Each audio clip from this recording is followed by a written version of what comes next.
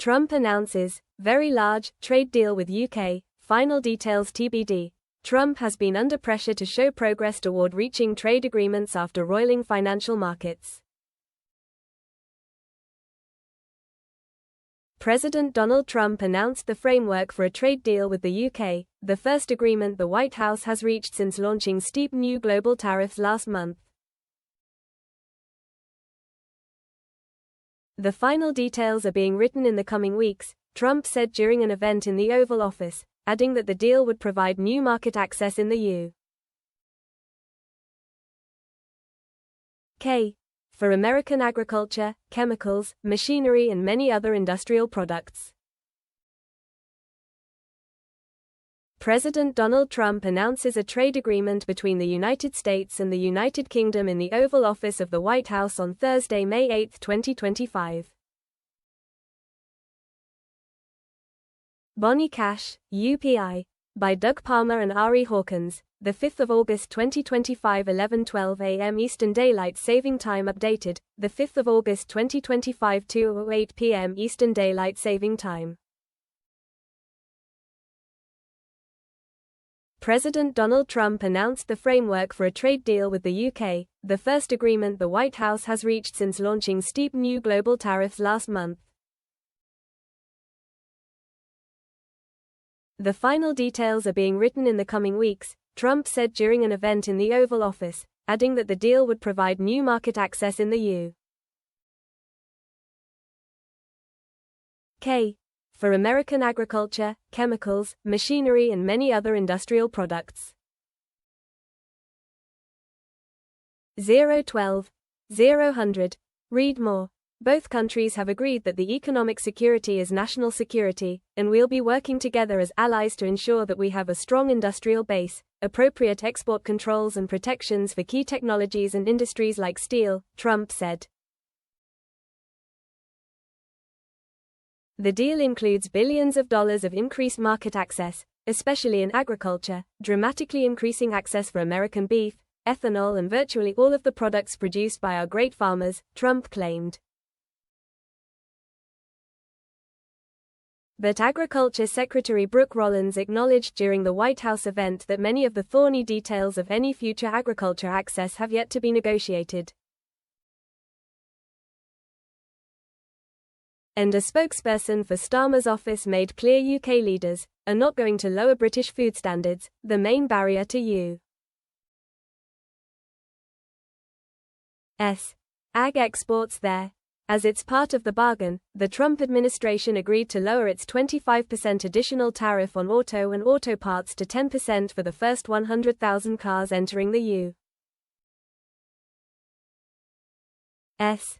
and to replace a 25% tariff on steel and aluminum imports with a new, alternative arrangement the two countries will negotiate.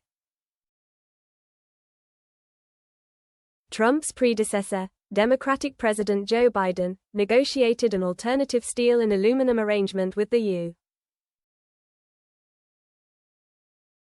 UK, along with Japan and the European Union, but Trump abandoned all of those earlier this year.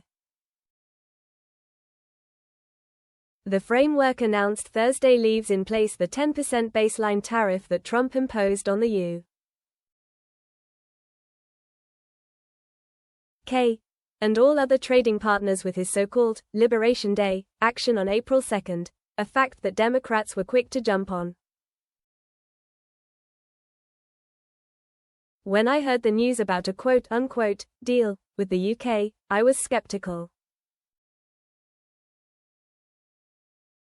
After today's press conference, I still am, Senator Ron Wyden, D.R., the top Democrat on the Senate Finance Committee said in a statement. The details aren't even finalized. There's not much there.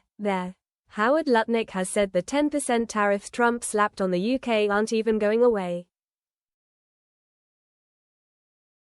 That means American families and businesses are going to keep getting hammered with Trump's reckless global tariffs that are driving up prices, Wyden said. The UK concessions included eliminating its tariff on ethanol, a victory for U.S. corn farmers who produce the feedstock for the fuel. Britain also agreed to a tariff-free quota for 13,000 metric tons of U.S. beef. But the British government's insistence that it will not weaken its food standards suggests the quota will not be available for beef from cattle raised with the use of artificial growth hormones, a common U.S.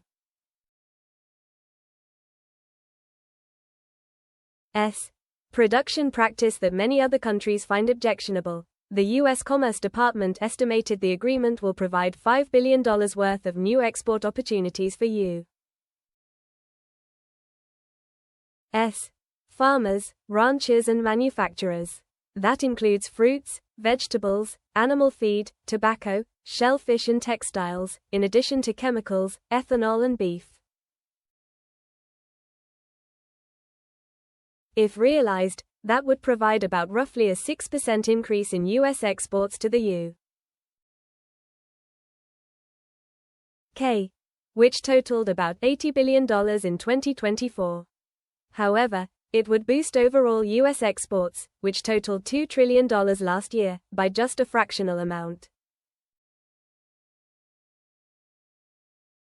The White House said the increased export projections include more than $700 million in ethanol exports and $250 million in beef and other agricultural products.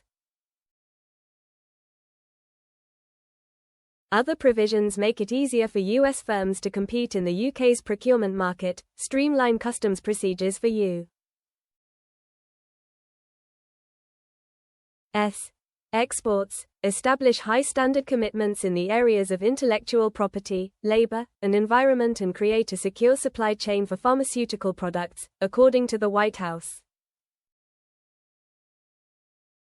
The deal also boosts the competitiveness and security of the U.S. aerospace supply chain, through preferential access to high-quality U.K. aerospace components, the White House said.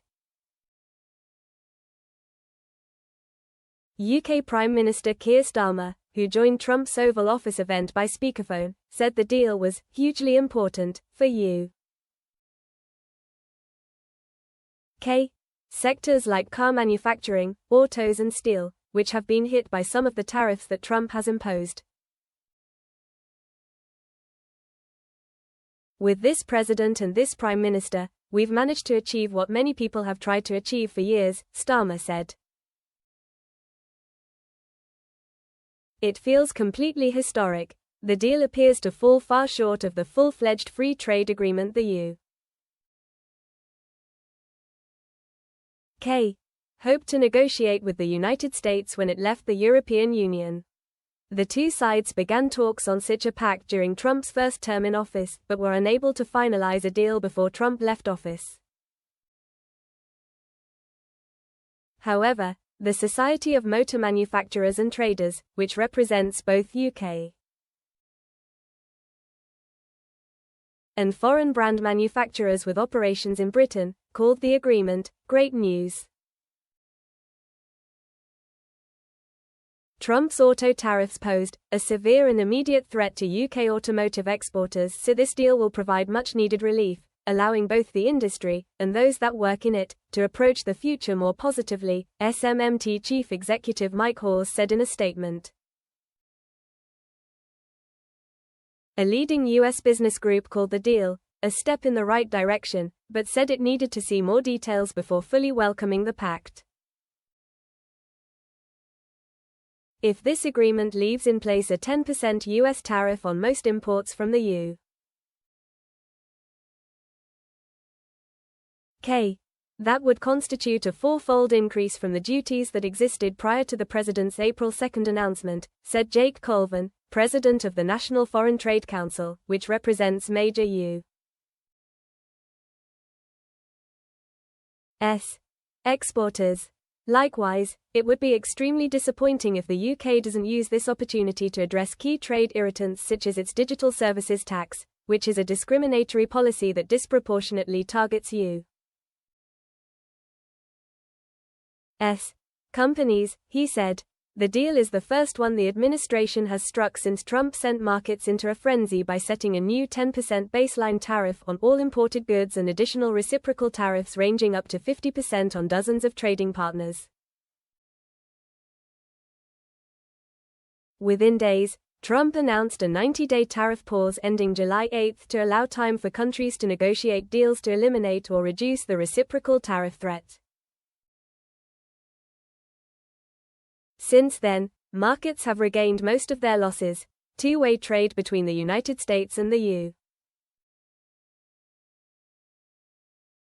UK totaled about $148 billion last year, accounting for just 3% of U.S. trade with the world.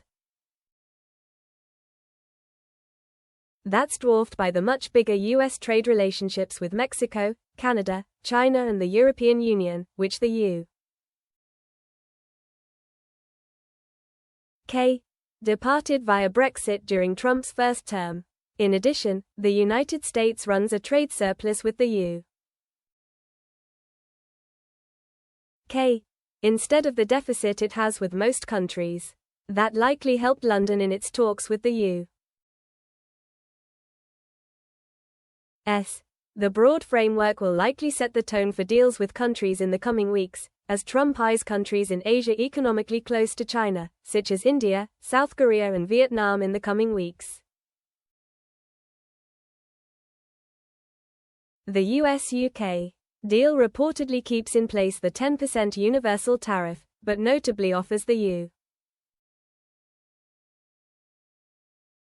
UK some relief under the automotive, steel, and aluminum tariffs, said Wendy Cutler, a former negotiator in the U.S. Trade Representative's Office and Vice President of the Asia Society Policy Institute think tank. If this is the case, that will embolden other partners, particularly Japan and Korea, to also insist on favorable treatment under the sectoral tariff regime, Cutler said.